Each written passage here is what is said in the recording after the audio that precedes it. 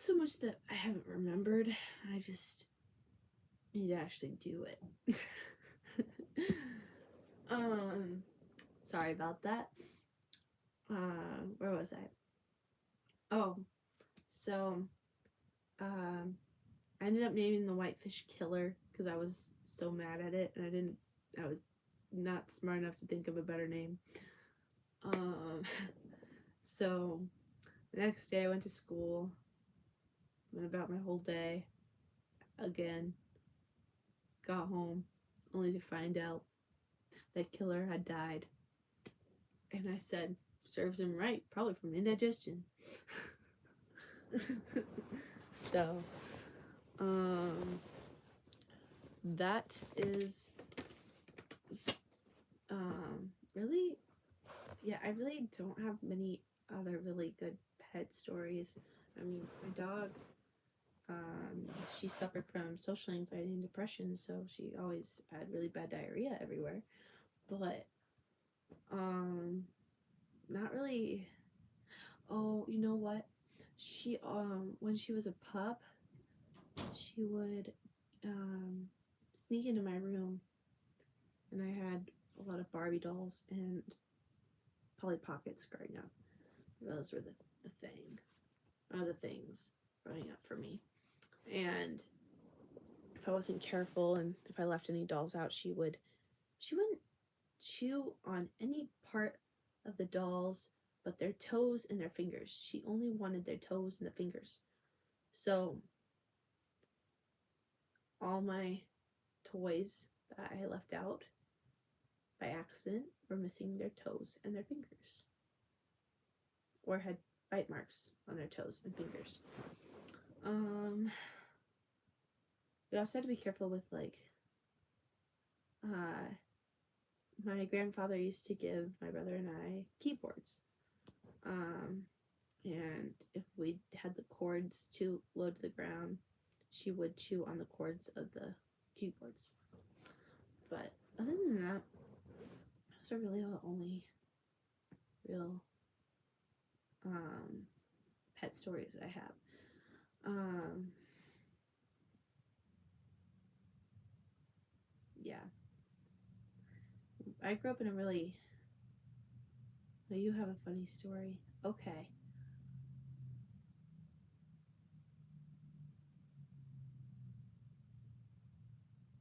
Well, while you type that up, um, yeah, I grew up in a really interesting neighborhood when it came to animals. So, we had lots of deer growing up where I was. We had lots of raccoons and things. Um, but we also had a neighbor who had really big, what are they called? I think they're just bulldogs. They're big dogs. They're meant for hunting. Anyway, uh, they had um, originally they just had this one big one, and we didn't. I don't know that it had a name or not. I don't know. The guy was an ex-convict. The wife, I don't know what she did, or if she, I don't know. They both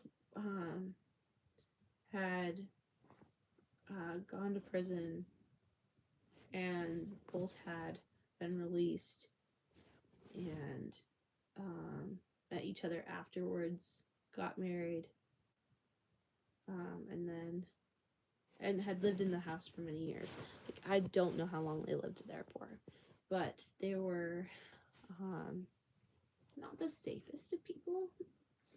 And they would always leave their gate open, and so the bulldogs would always, or this bulldog would always get out, and it was a very vicious bulldog. You could tell they didn't treat it well, and sorry, I gotta click on it. Hold on. There we go. I don't know what would the dog every day when I was with him. He would lay by my feet a lot. Don't know. that's sweet though.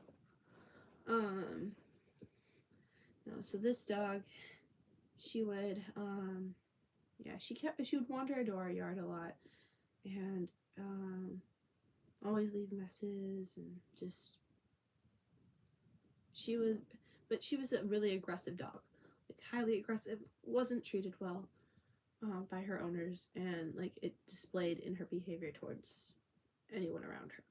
So, oftentimes we'd run outside banging a pot with a wooden spoon, and yelling at the top of our lungs, "Get off your property, you dog!"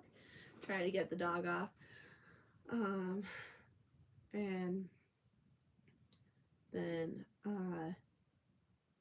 well, we had these other neighbors move in next door, and they had dogs, and then they'd have people stay with them, and they had dogs, and this guy didn't really care. Like he would let this dog come in the yard. He's like, "Oh, it's fine, I'll feed it." Da da da da da. And well, soon this big bulldog, she got pregnant and had 3 puppies. And so they kind of became like a pack, and they just were very, very aggressive, dangerous dogs. So you had to be very careful around them. And we tried not to be outside if we saw them outside. Just because we didn't know what they would do. And like I said, we'd always bang a pot with a spoon to get them off the property. And it wasn't always that way. When they first were born, they wandered into our yard by accident, and we were having a homeschool meet, and one of the girls in my class homeschool group, she went outside and picked one up. She was like, "Oh, it's a puppy," and the owner came out. She was really furious with this dog for yeah, and just picked it up by the collar and just walked off with it. But no, so one day I was doing school, and I was in the living room with my mom and my brother. We're working on our schoolwork, and we hear this lady cry out, like not just like a cry out. It was more like a ah, like just it sounded awful, like and then a bunch of yelling, and we didn't know what was going on. Like we had no idea. By the sound of it, we all thought like someone is hurting this woman, like someone is abusing this woman. And so my mom was like, "Okay, stay here. I don't know what this is." She gave us the phone, and she was like, "All right, I'm gonna go check it out. I'll be right back. I don't want you guys to move. I don't want you guys going near the windows just in case, because I don't know what's going on." So she went out, and she had went down the street, and the fire department was like right around the corner. And so she went over by that, and there was a woman, and she was clutching a little chihuahua, and she was on the phone, and she was crying, and there was a guy in a truck, and he was pulled up alongside her, and my mom pulled up, and she's like, "Is there everything okay right here? Are you all right, ma'am?" She was like, "This guy, there must be something going on. Like she's crying. There's something visibly wrong." And the guy was like, I just pulled up. I have no idea what's going on. She hasn't talked to me yet. She's on the phone, and I don't know what's going on." And the woman's like, "These dogs attacked me and my puppy, and I was trying to save my puppy," and just was like all in tears and just emotional. And the guy's like, that's terrible. And like, so he ended up calling 911. And she's like, my husband's on his way. We live right up the street. I was just walking my dog. And just all in tears, just bawling. And um, then my mom's like, can I at least look at the wound? You know, like, can I help you and see how bad it is? And she had teeth marks all up her back, like big gashes in her back. And so eventually, her husband showed up, and yeah, no, it was really bad. And they took her to the hospital. Um, and my mom came back and she explained what happened. She's like, I just want to make sure she wasn't being mugged or something, because we lived in like I said, a really sketchy neighborhood at the time, or just not the safest neighborhood, not like the get-go kind of neighborhood, just surrounded by tall trees, just well, that's the thing. We called animal control, I don't know how many times, but our animal control was so scared of the dogs because of how dangerous they had become that they didn't even know what to do. And we called the cops many times and they didn't know what to do. Like, they just didn't know how to handle these dogs. They were that dangerous. And yeah, there's so many of them. Like, yeah, and we tried calling the cops on the people themselves to have their gate closed, and they chewed out the officer off the property, like, and just and it was not just once, it was multiple times, to the point where it got to the point where they ended up putting them the animal control and the police department ended up joining forces and getting the dogs into a big truck and hauling them all off. It took a long time though. Like, they finally managed to get these dogs out of that neighborhood. um and anyway, so but back to the lady. So she ended up going to the hospital, and the doctor looked at her and they're like, wow, these are really big gashes.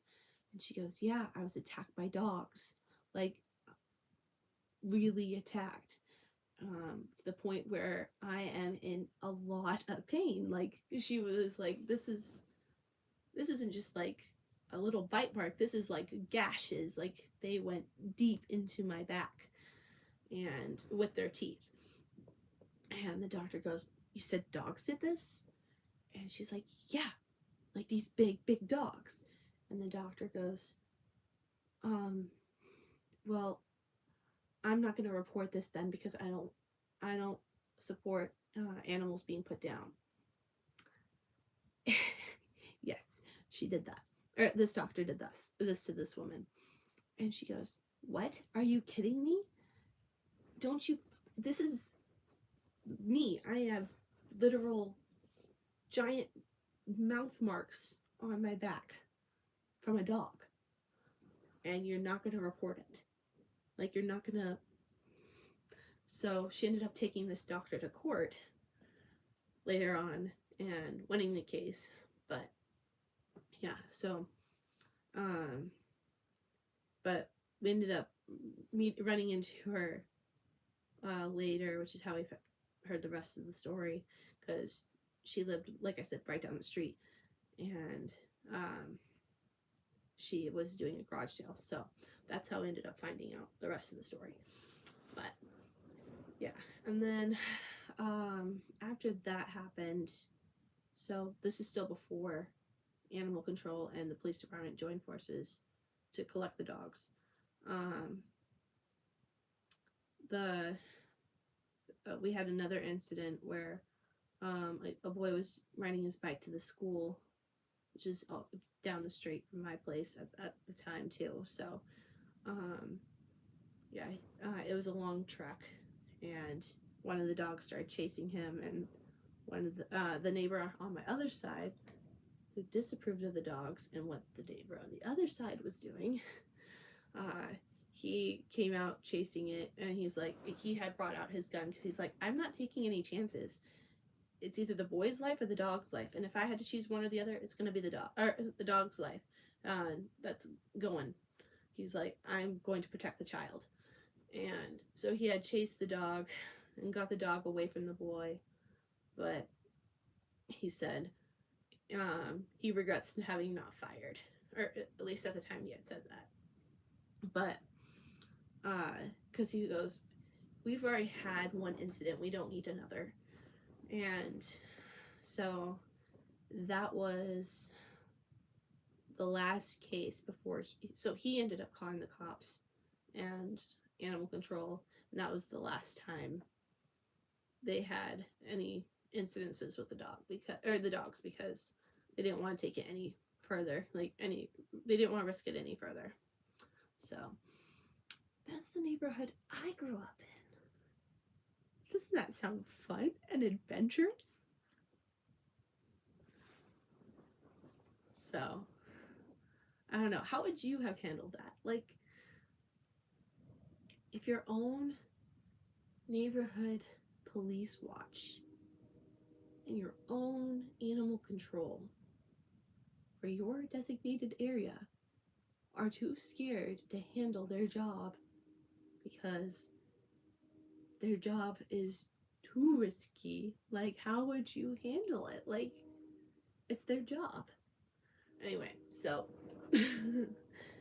very interesting. Very, very different. So, yeah.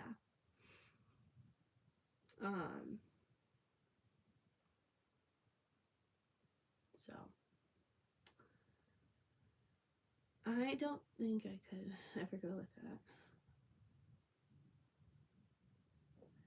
Yeah, no, definitely an interesting story, right? I mean, oh yeah, we did have the train go by a little while ago. Um, yeah, so that was my neighborhood. Home sweet home. uh, it was just a little rough.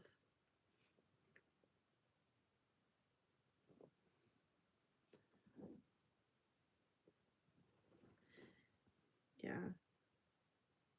You know, I just, yeah, I look back on those instances and I'm like, huh, wow, God really sheltered me in, in that home that I lived in.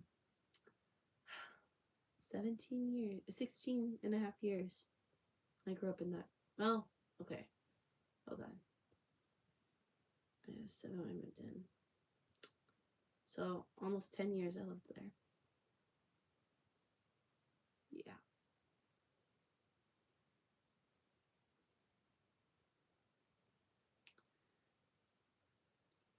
Yeah, that's not good. People shouldn't throw sticks at people. Um, yeah. So, um, what to learn from this? What to take away from this story?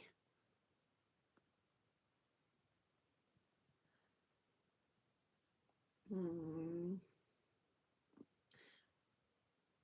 Maybe we should have had "Beware of dogs on the street" signs somewhere, or a few, a lot. I don't know. They stayed close to their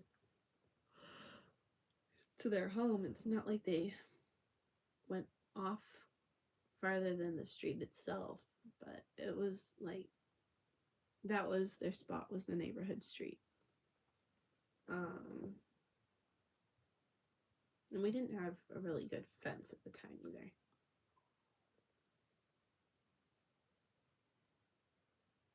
That's awful.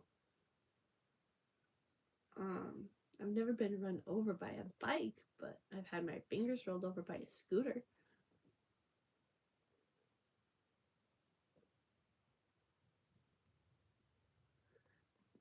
I I don't think I have it on my finger. I don't think that yeah, that I've never yeah, I don't think I've ever had anything remotely close to a full-on bike being rolled over the top of me. Um,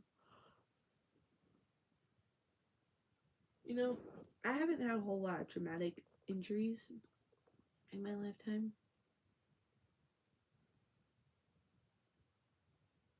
Yeah, I do. Um, the worst injury I've ever had,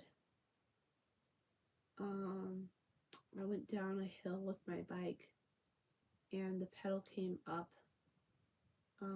and like they were moving too fast for my own feet, so I like lifted my feet up. I went to put my feet back down on the pedals when I reached the bottom of the hill, and it came up and whacked me in the ankle.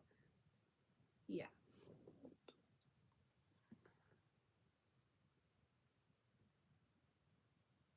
Ooh. Yeah, I haven't had that those kinds of things happen either.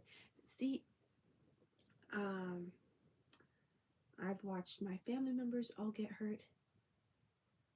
I, I mean, I even got in a car crash and nothing happened to me.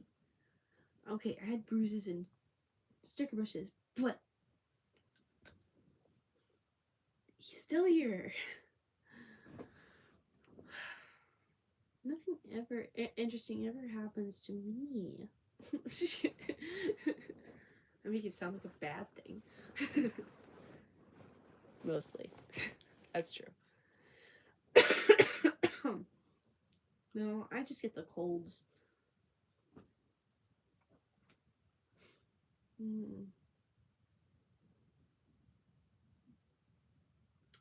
yeah, I guess I'm just that lucky. Um, I can't really think of anything. Oh, I did put. I put my. How do I start this? You know those pictures that you can get for like party events where you like can pop the nozzle off, like you can fill it with like water and lemonade, and you pop the nozzle and it pour out, and then you can close, and you usually fill it through the top. Well, we had gotten one from like Walmart or something, and when I was 17, I couldn't get the lid off, and I didn't have anyone home to ask to remove the lid for me, and I needed to wash it. Like it had mold on the inside, and it was fruit, like fruit punch or something. And so it had like a spout where you can just pop off the cap and pour out the liquid. And so I had poured out the liquid, and I was like, well, the only way I could, like, I'm gonna get this off is if I put my thumb in the stinking hole and screw it. Well, I went to unscrew, and instead of the top moving, my thumb moved, and I took a big old chunk out of my thumb. That was a stupid way to get hurt. Um, but like that's like the yeah. I don't get hurt as much as I get hurt. I don't get like hurt like.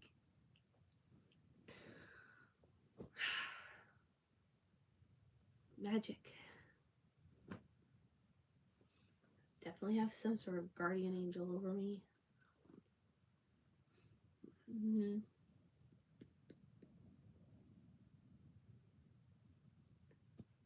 Oh,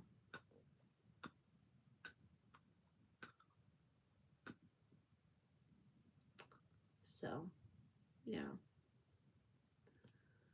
Um, all right, new question. Since I'm playing with this ornament on my finger,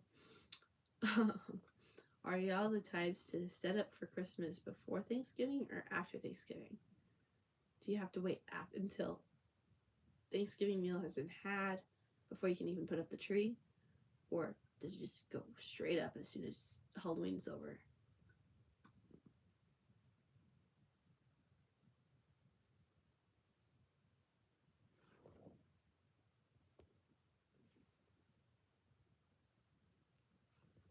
Go ahead, ask your question.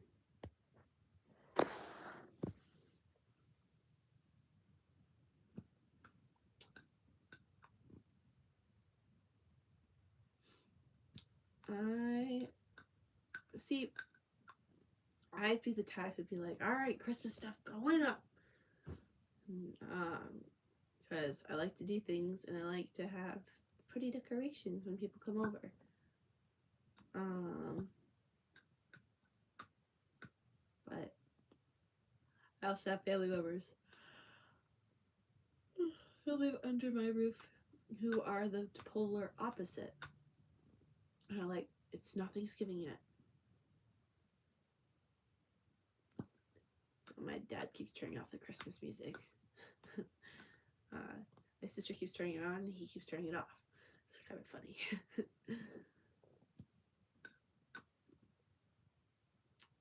uh,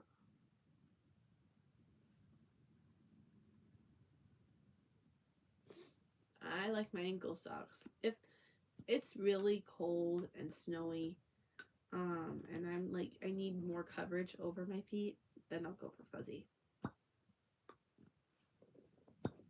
We'll ASMR for you.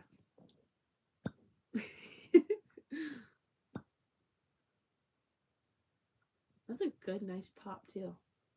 I don't know if you guys can hear that.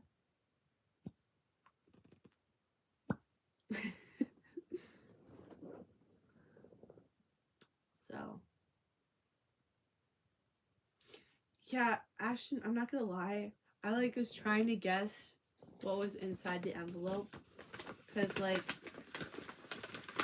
was like, okay, I think it's some sort of square thing. But, I had absolutely no idea what this was.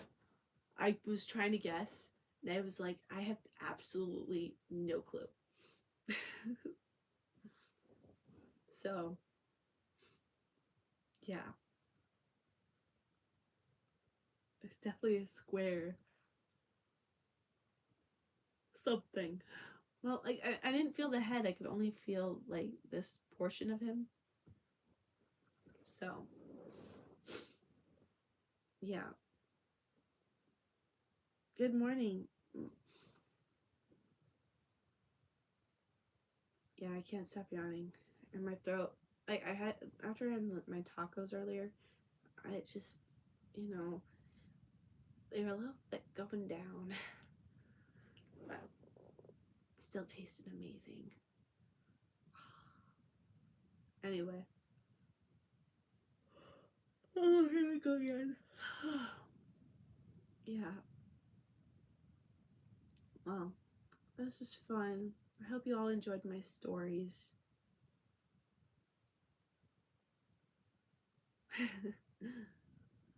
um, yeah, I can't. Um, yeah, these were some stories tonight. You heard some really interesting ones. You heard some sad but interesting to look back on ones. Um, yeah, it was very nice of you, Ashton. Thank you. Um, yeah, yeah. Okay, out of the stories I shared tonight, which were y'all's favorites?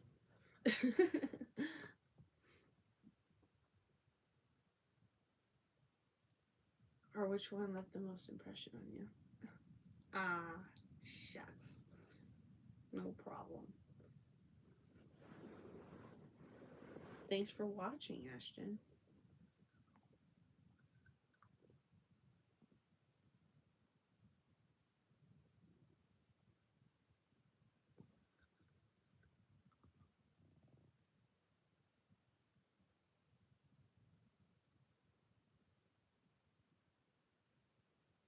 You guys, oh, too far away.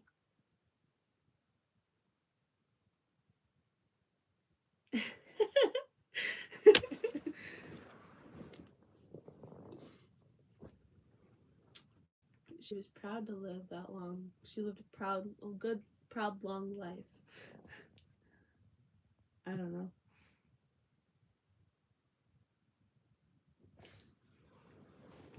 Yeah, we had a real bond, a real special connection, Pinky and I. I feel like I'm missing a fish story. Oh, you know what? I do have one more fish story. Um, when I was in high school, my first youth trip, we went to a place called Ocean Shores. I actually have a lot of stories from that trip, but I'm gonna just focus on this fish story because, yeah. So, my youth pastor was really good at coming up with different games for us to play, and he had made a goldfish race. Like he had made a track, and basically it fit over the course of a table, and he had used like pipe tubes and just I like those plastic ones, and he had cut them so that they were like little tracks, and then he like glued them together. So there's a bunch of just like half the um, so like um, he had just cut half of it, so it was like that. That was just the half. He had glued a bunch of them together so they were all, and so on, across the table. And he had filled them with water and put goldfish, or he had gotten a full tank of goldfish. We all got to choose our champion, and we he had made like put like tape on the inside of each tube, and then he had filled it, and we were to blow with straws and blow the fish to the other side of the tube to get the fish to the other side. Anyway, so after the race was over, we got to keep the fish. Yes.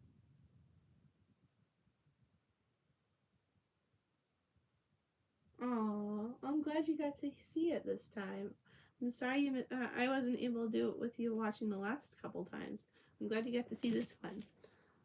Um, so, um, yeah, we after the race was over, we got to keep the fish, and we had a fish tank the rest of the camp trip that sat in the.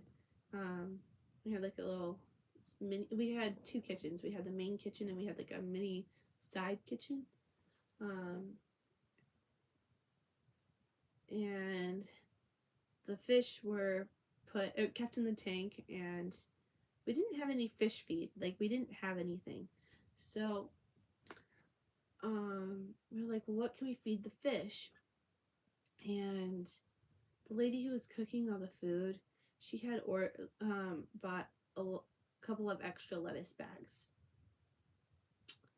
and that's what we had. So, um, the youth pastor, he was like, I really don't want to take these home. So he had told all of us kids that he was feeding the fish with the lettuce and that they would be fine. By the end of the trip, we had two fish left that had survived by not eating the lettuce that was dumped into the. And he wasn't like just putting like a little lettuce, he was like coating the top of the bowl in lettuce, or the tank in lettuce. And so we ended up taking the other two back to the church, putting in the youth building. Hello, Landon. You've missed quite a few fish stories and dog stories.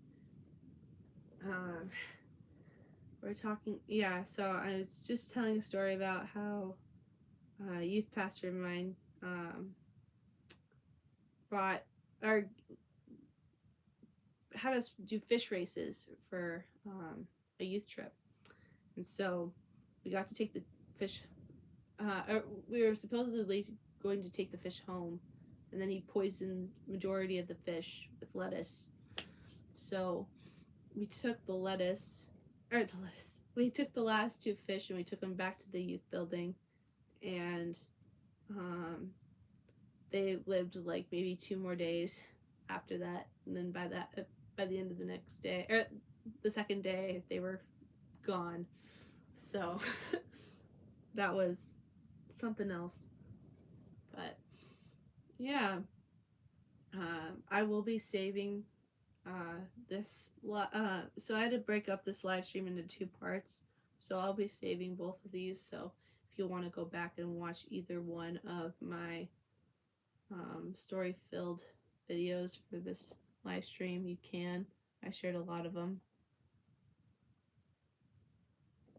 Thank you. Yeah, because I shared a lot of dog stories, animal stories. Yeah, just a bunch of different animals. Chickens. Yeah, this is a fun, packed filled night of animal stories. That's for sure. And opening fan mail. So, yeah, thank you again, Ashton. Yeah, so put down in the comments below what animals you'd love to have or do have, and or comments on like interesting animal stories you guys have, because yeah, this was fun. This is an interesting video. My childhood with animals is interesting. I should not be probably allowed to have certain animals probably ever again. Y'all will never trust me with an animal. But yeah, so I'm trying to think of any other things, like any other animal stories I got, but I wouldn't. Another animal I probably wouldn't ever have is probably a ferret. Like, yeah, those. Yeah, they just another animal that smells. No, I couldn't do it. I couldn't. I could not do a ferret at all. Hmm. I don't know. Hermit crabs, I just feel like are too. They don't do anything, so I don't think I could do a hermit crab. Definitely no. I don't do spiders. Ew. Um. Yeah. Cats. I'm highly allergic to cats. I when I was young, here's a cat story for you. My grandmother, she had two cats. She had Nala and she had Simba. Oh, I'm sorry. Well, I hope you get some sleep tonight, Ashton. And I had chased. I think I had chased Nala into the back room or something, and I had run. We were visiting my grandmother. She lived in another part of the state, and so yeah, I had. We were up visiting. I chased the cat into the back room, and all of a sudden, I start sneezing. And I don't just mean like sneezing. I just mean like I could not get a breath because of how many times I was sneezing back to back. I was sneeze, sneeze, sneeze, sneeze, sneeze, sneeze, sneeze, sneeze, sneeze, sneeze, and like just long string. And I wasn't stopping. There was no stopping. And I walked out of the room. My eyes, like my eyelids around my eyes, was swollen to the point where I couldn't see out of my eyes. Um, so, and they were itching. It was like fire. Um, and so, I'm like panicking. Like, I'm like, Mom, I can't see. I can't. Like, just couldn't. I'm like, I can't breathe. like just sneezing the whole time. And so she's like, get in the car, get in the car. So she got me in the car. We drove down to, I think it was Walgreens, and I we got managed to get some allergy meds, and I just could not stop. I finally, but after like leaving the house and like having settled down and calmed down and was no longer around the cat fur or cat dandruff, my allergies died down, and my after the meds kicked in, my face calmed down, and it was awful, um, and then we ended up staying at a hotel, so. Oh, I'm fine. Yeah. No, my allergies have definitely died down over the years, with cats, thankfully. I still don't touch them and then touch my face, because I definitely will have a reaction if I touch the cat and then touch my face. Uh, so, yeah. Um, then, I had another reaction. We were helping some friends move, and I picked up the cat, and I was like, maybe it's fine, maybe it's okay. And then I had another allergic reaction. My mom had to rush me to Albertsons. Um, I wasn't sneezing back to back a bunch. I just was itchy. My eyes were bloodshot, and face was swollen. Yeah, so that was my second allergic reaction. Third one wasn't as bad. I didn't have to go to the hospital. We found out over the years, like, my face would calm down if I just put like a warm rag, like a warm wet rag over my face, and it would calm down, and the swelling would go down, and the puffiness would go down. Oh, it's great. And it was the same with pollen. So like, not like to the same extent. It's just different. My eyes still like were very sensitive growing up, so yeah, I'd have to do this whole rag routine. Um, yeah, so that was that. After that incident, I had another incident with in my grandmother's backyard, not with a cat, but a different grandmother. So I had on the other side of the family, and I just went under a tree, and I had an allergic reaction to pollen from the tree. And then, yeah, ever since then, like, I've discovered, like I just can't touch cats and then touch my face. Or if I'm around pollen, I just want to make sure a lot of pollen, or in a polleny area, Claritin, a lot of Claritin. But allergies have definitely died down. So, well, I'm glad that you enjoy everything, and yeah, thank you, Ashton. So yeah, and that's just one of my many, two of my many allergies. Joy. No, a lot of people tell me that. So I'm also like, I'm allergic to cantaloupe and melon, and not watermelon, just like honeydew melon. And people find that really odd. I don't know. I guess it's not a very common allergy to have. Be allergic to cantaloupe or melon. I don't know. Yeah, and I really like melon and cantaloupe. Do you know how hard it is when the supermarket rolls around and your family gets super excited because they got a cantaloupe? And they're like, look, it's so beautiful. It's so orange. It's so pretty. It's so bright. Yeah, I like to eat it too. Love farmers market. Yeah. Um, there's a lady at the farmer's market that comes around every year in our town, and she has the best smelling strawberry shortcake scented perfume that I love so much.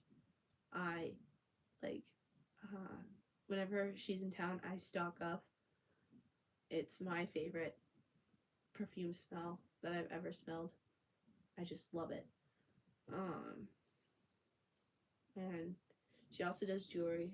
That's where I got this beautiful butterfly bracelet. Um, but yeah, I love. Um, there is a farmers market back in the town I grew up in. Well, one of the towns I grew up in, and uh, they had pepper jack cheese, and like they had like cheese sample carts, and one of the my favorite ones to try was like this roasted garlic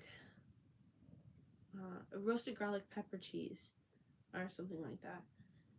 Roasted garlic pepper Italian cheese. It had like a really long name. I just was like, I remember it having a long name, and it was so good. And I can't match that cheese. Like, I can't find a cheese that was as good as that one. I love pepper jack cheese. Pepper jack will always be my favorite.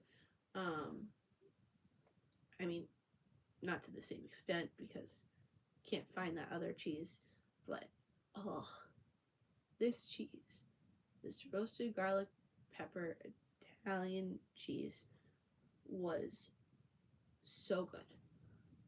Um, yeah, I'm very particular with cheese, and this one was like I loved eating it with like crackers and things. Pepper jack is so good. I love pepper jack. Um, my aunt loved goat cheese, like goat milk cheese. Um, never personally tried it, but she always said, if I ever find it, you are going to try it because you will love it. Um, and usually when she tells me I'll like something, I usually do because her and I have a lot, like, we're a lot in common in what we like. So, um, she was like my older sister growing up. So, um, yeah, her and I are really close. Um, what else? Um, there was this one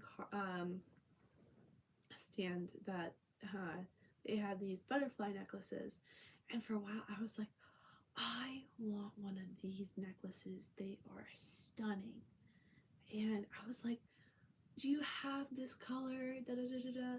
I just love these butterfly necklaces. I think they're so pretty. And the guy goes, well, we might not have one right now, but when we go on our next hunt, I'm sure we will. I was like, what? He goes, oh yeah yeah yeah.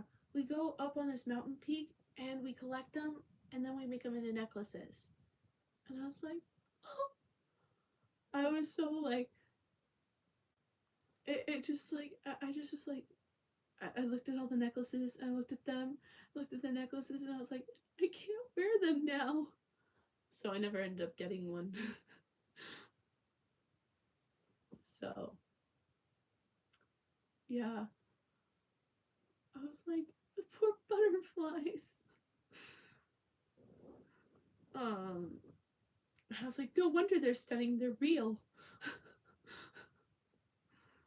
But, yeah. And he goes, yeah, um, they don't last forever because the colors fade once because the dust rubs off of their wings, um, and then they lose their color, so they fade. So by the or after we make them into necklaces, they last like who knows how long, and then the color fades and people want to buy new ones. And I was like, huh. huh. So you learn something every day, I guess. Well, anyway, this was fun. I am falling asleep as I'm talking about butterfly wings and traumatizing experiences. Um, yeah, so hope you all enjoyed my stories. I was trying. I was attempting to end this earlier, but I just kept thinking of other stories. So yeah. I think I am storied out though. Yeah, no problem. I'm glad that you stuck around as long as you did. That was fun. I'm starting to lose my voice though. So I'm going to call this a night. And I hope, yeah, to see y'all again next time. This is fun. So good night.